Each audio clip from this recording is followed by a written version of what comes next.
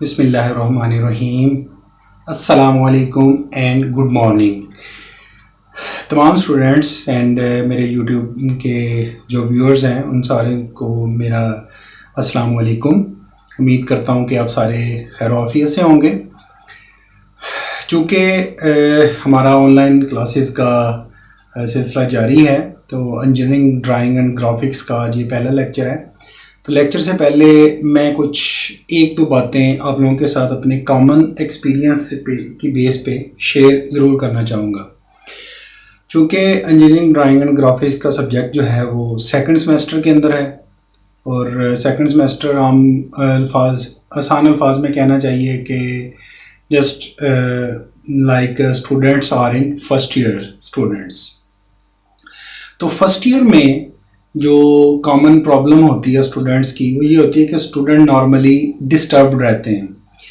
Students आमतौर पे उस लेवल पे सेटल नहीं हो पाते इंजीनियरिंग के अंदर जिस लेवल पे वो अपने ड्यूरिंग एफएससी में होते हैं।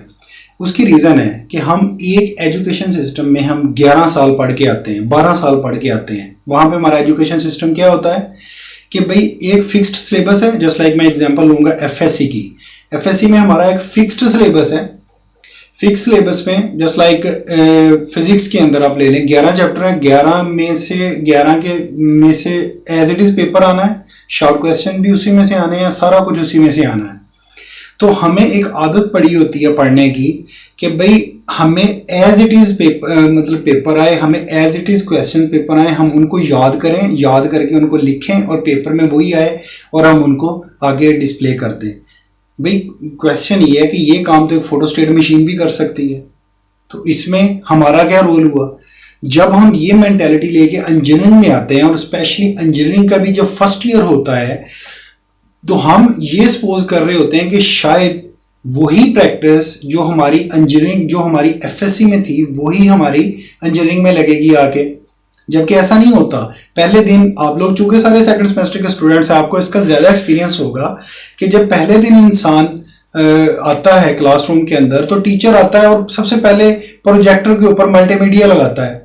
तो हम में से बहुत सारे ऐसे होते हैं, जैसे मतलब कुछ मेरे जैसे भी होते हैं जिनको इन चीज़ों की नई आदत होती है, उन्होंने नई इतना टेक्नोलॉजी के साथ इन होते हैं, उन्होंने पहले दिन वो प्रोजेक्टर पे देखा होती स्क्रीन, तो वो तो पहले मतलब उनका फ्यूज़ उड़ जाता है उस चीज़ को देख के। और सेकंड नंबर पे जब टीचर अपना लेक्चर स्टार्ट करता है तो पहले दिन वो जब बुक्स बताता है तो वो जनाब पहले दिन ही 3 से 4 बुक्स बता देता है एक सब्जेक्ट की। तो हम कंफ्यूज हो जाते हैं, भाई अब क्या करें, अब कौन सी बुक लें? एफएससी में तो एक किताब थी, एक बुक थी, यहाँ पे तो इतनी ज़्यादा बुक्स आ गई, अब क्या करें? तो फिर क्या होता है कि स्टूडेंट्स को डर लगना शुरू हो जाता है कि भाई अब हम करें क्या। स्टूडेंट सेटल नहीं हो पाते, स्टूडेंट वेट कर रहे होते हैं कि शायद वही पुरानी मेंटेलिटी आए। लेकिन इंजीनियरिंग में क्या होता है, बुक्स सारी डिफरेंट, एक बुक नहीं होती, नंबर ऑफ बुक्स होती हैं। उसके बाद आपको मेथड बताया जाता है न्यूमेरिकल करने का। न्यूमेरिकल एज इट इज़ आ जाए तो बहुत मतलब आपकी लक है, वरना आमतौर पे अनसीन ही आते हैं न्यूमेरिकल। वो इंजीनियर ही क्या जिसको कोई न्यूमेरिकल दे दिया जाए और उससे सॉल्व ना हो। तो फिर बेटा मैं आप लोगों को ये समझाना चाह रहा हूँ कि ये अब हमारे पास 2 वेज होते हैं। पहला वे ये होता है कि हम उस चीज़ को एक्सेप्ट कर लें कि भाई ये जो सिस्टम है इस सिस्टम में चेंज नहीं होना। मेरे से पहले भी इंजीनियर्स ऐसे बन के गए हैं, मैंने भी ऐसे ही बनना है। तो या तो हम इस सिस्टम को चेंज कर लें या फिर मैं अपने आप को चेंज कर लूँ। तो हमारे पास सिर्फ एक ही वे है कि मैं अपने आप को चेंज करूँ, अपने आप को सिस्टम के मुताबिक ढालूँ। ठीक है, तो सबसे पहले आप लोग अपनी मेंटेलिटी को इस चीज से बिल्कुल पाक कर दें कि भाई हमें एक कोई फिक्स्ड सिलेबस, कोई पकी पकाई खीर मिलेगी। ऐसा नहीं होता इंजीनियरिंग के अंदर। आप लोगों के हमारा जो बेसिकली काम है वो आप लोगों की स्किल्स को डेवलप करना है। आप लोगों ने एक अच्छा इंजीनियर बनना है। तो एक अच्छे इंजीनियर की पहचान क्या होती है कि उसकी जो स्किल्स होती हैं, उसकी क्वालिटीज वो all they are well groomed. ठीक है, तो आप लोगों ने अपनी ग्रूमिंग करनी है और कुछ स्टूडेंट्स वो होते हैं जो कि मतलब फर्स्ट सेमेस्टर के अंदर या सेकंड सेमेस्टर के अंदर इस वजह से भी सेटल डाउन नहीं हो पाते। वो ये समझ रहे होते हैं कि शायद यार मतलब मैं इस इंजीनियरिंग में आना ही नहीं चाहता था, शायद यार मुझे किसी और यूनिवर्सिटी में जाना था, तो इस वजह से भी वो कुछ डिस्टर्ब रहते हैं।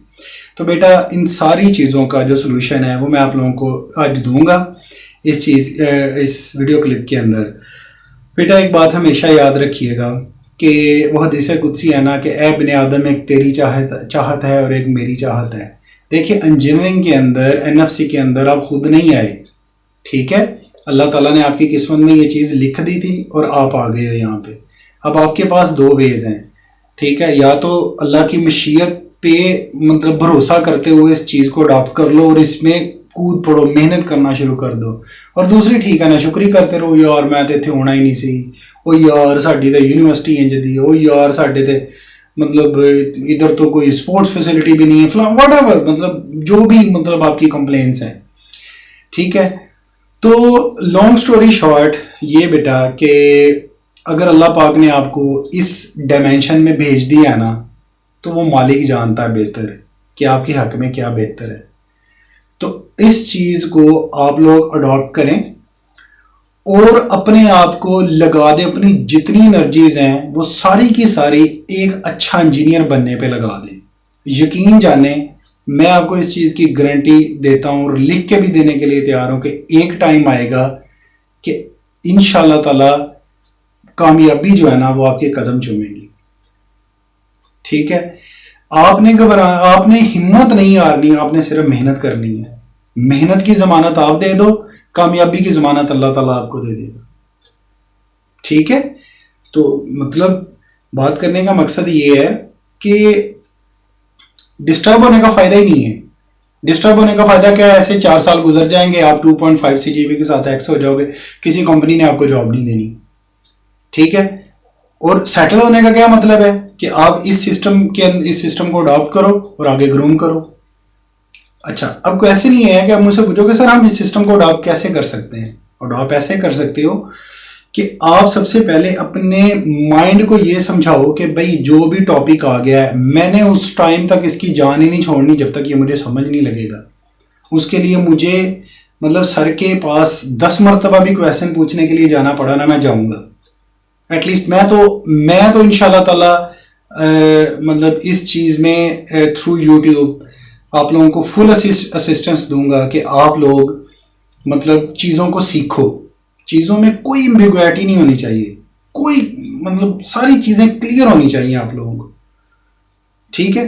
तो आप लोग अपने अपने जहन में ये बात बिल्कुल आप बिठा लें कि भाई हमने जो भी काम करना है ना वो कॉन्सेप्ट्स के साथ करना है। किसी चीज़ को रट्टा नहीं लगाना इन 4 सालों के अंदर, भले एक एक कॉन्सेप्ट पे मुझे 2-2 रातें क्यों ना लग जाए, ठीक है। हाँ, उस चीज़ में जहाँ में हमारी मदद की ज़रूरत है इंशाल्लाह ताला हम भी आपको असिस्ट करेंगे, ठीक है।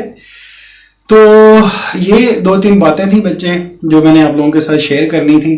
आप लोगों ने मतलब ट्राई करो कि किसी भी चीज़ को स्टडी करो, उसको इंजॉय करके स्टडी करो। उसमें ये देखो कि यार हमें सीखने के लिए क्या मिलेगा इस चीज़ के अंदर। अपनी ज़िंदगी से रट्टा निकाल दो, ठीक है। अपनी ज़िंदगी से खौफ निकाल दो, डरो ना, आओ टीचर्स के पास, टीचर से पूछो। एटलीस्ट अगर इतना नहीं कर सकते तो थ्रू मैसेज आप कन्वे कर दो कि मुझे फलां चीज़ की समझ नहीं लगी। तो इंशाल्लाह ताला देखिएगा एक टाइम आएगा कि आप करते करते करते एक ऐसे मतलब जगह पे पहुंच जाएंगे जब दुनिया आपके पास आएगी कि भाई फलां भाई कोई फ़र्ज़ करे अबू बकर साहब मुझे ये फलां टॉपिक समझा दें आप। इंशाल्लाह ताला वो टाइम आएगा आपके पास। सिर्फ आपने क्या करना है, आपने एक अपने अंदर विल पैदा करनी है कि भाई मैंने चीज़ों को रट्टा नहीं लगाना। से नो टू रट्टा, ओके। तो ये तो कुछ मैंने बातें आप लोगों के साथ करनी थी।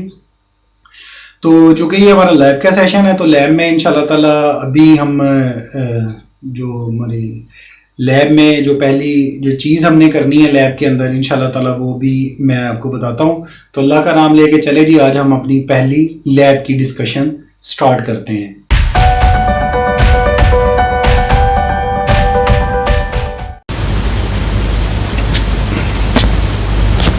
हमारे जो सब्जेक्ट का नाम है वो है इंजीनियरिंग